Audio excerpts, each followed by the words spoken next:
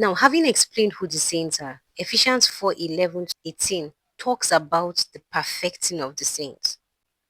Why do they need to be perfected? What's wrong with them? Because they are not perfect.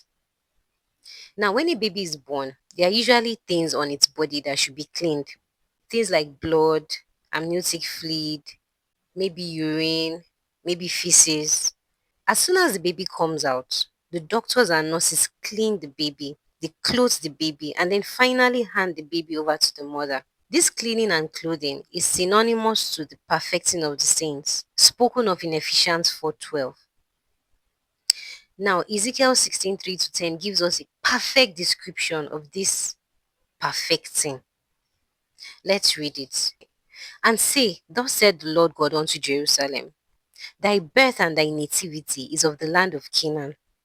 Thy father was an Amorite, and thy mother an Hittite.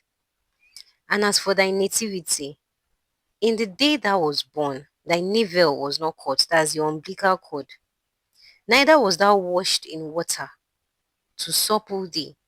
Thou was not salted at all, nor swaddled at all. None I pitied thee, nobody pitied you, to do any of all these things unto you, to have compassion upon you. But that was cast out in the open field, like just left the baby like there, just there like that in the open field, where there's cold and everything. To the loathing of thy person, as in like people saw the child and hated the child, like like are you so much of a castaway that nobody could just care for you and take you in the day that thou was born. 6. And when I passed by thee and saw thee polluted in thy own blood, I said unto thee, when thou was in thy blood, live. Yea, I said unto thee, when thou was in thy blood again, live.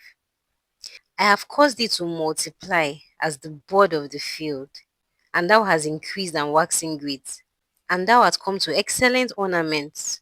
Thy breasts are fashioned, and thy hair is grown, whereas thou was naked and bare.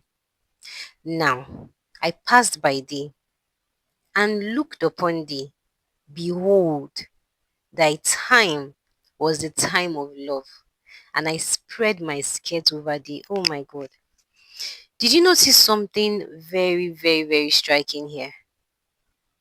God did not wait until she was clean before he used his own clothes to cover her. Think of a baby covered with feces, urine, blood, and amniotic fluid, and just there on the floor in an abandoned state. As a human being, what's the first thing you would do? Probably clean the baby up. Oh, I don't want people to touch me. Oh, I don't want that.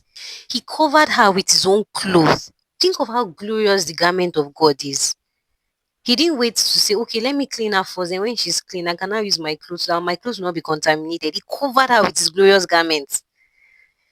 Like, let me protect you. Like, I don't want people to see your nakedness. Do you know the depth of love in that? That's amazing. I'm just like, it's amazing. Wow. Now, when I passed by thee and looked upon thee, behold, thy time was the time of love, and I spread my skirt over thee and covered thy nakedness. Oh my God. Yea, I swear unto thee, he even entered into a covenant with her when she was messed up. He didn't wait until she was, clean and, behaving well before he meant that when she was messed up, down, falling, dirty, basically when she was in the gutter, he entered into a covenant with her at that point. That's mind blowing. Wow. Wow. Like, wow.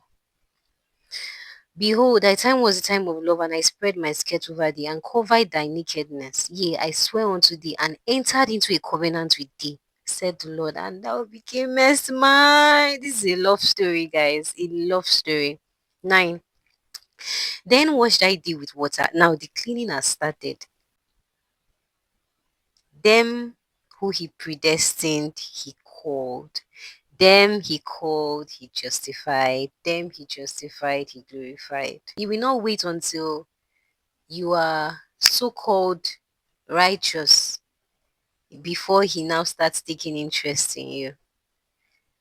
He has chosen you even before you were even born. So no matter how messed up and how much of a foolery that we are doing right now, He will still come to you and love you and enter into a covenant with you and cleanse you. This is amazing. Then washed I thee with water. Yea, I thoroughly washed away thy blood from thee, and I anointed thee with oil. I clothed thee also with broidered work, and shod thee with badger skin, and I girded thee about with fine linen, and I covered thee with silk. 11. I decked thee also with ornaments. Now he's beautifying her. I decked thee also with ornaments, and I put bracelets upon thy hands, and a chain on thy neck. 12. And I put a jewel on thy forehead, and earrings in thy ears, and a beautiful crown on thy head. Can you see the glorifying? Them who he predestined, he also called. Them who he called, he justified. After he justified, he then glorified. So the justifying now is this washing away the blood from her, you know. Now he's glorifying her after justifying her. How is he glorifying her? Decorating her, putting bracelets and a crown on her head. Not just a crown, oh, a beautiful crown on your head. Okay. 13.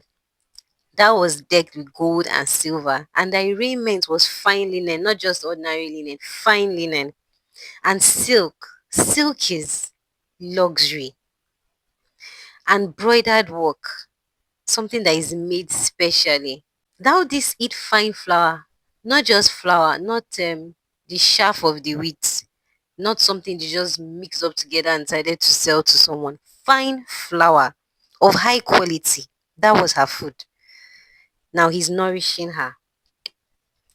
And honey and oil, and that was exceedingly beautiful. And thou didst prosper into a kingdom.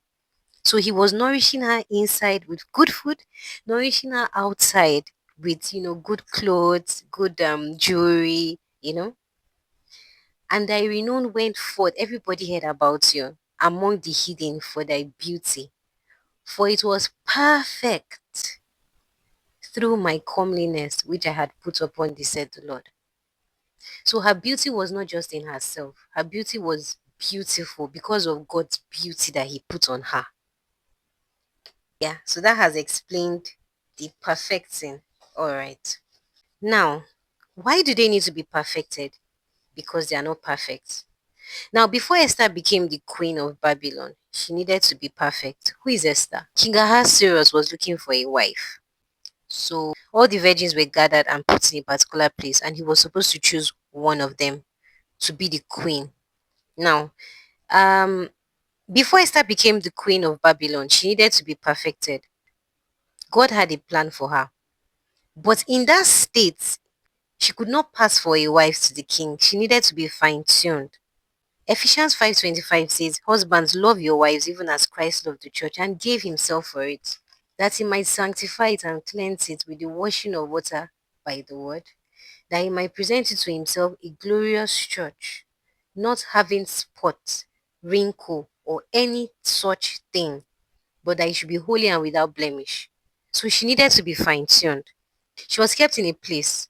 While she was there, she underwent some beauty procedures to perfect her beauty for the perfecting of the saints.